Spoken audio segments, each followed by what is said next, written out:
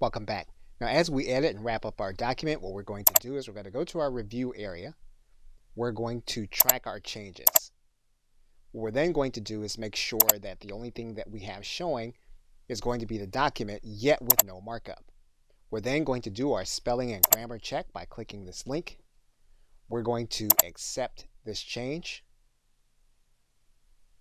We're going to ignore this change. We're going to accept this change. We're going to ignore this change. We're going to accept this change. We're going to accept this change. We're going to accept another change.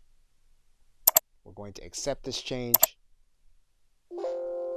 And now our spelling and grammar check is complete.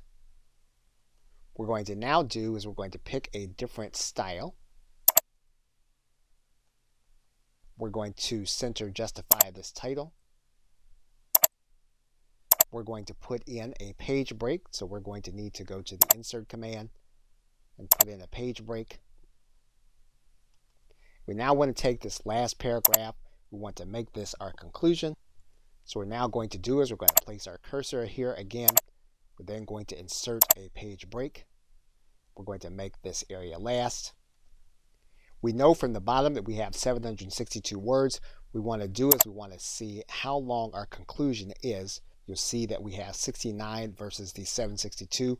We can also check that word count from the review pane.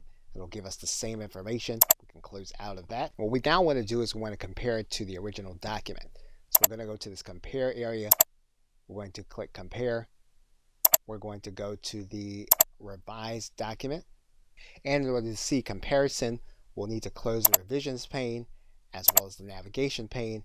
And then we'll be able to look at our document in comparison to the original document.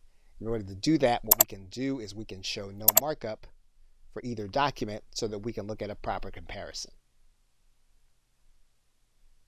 Okay, so with that, thanks, and I will see you in another video.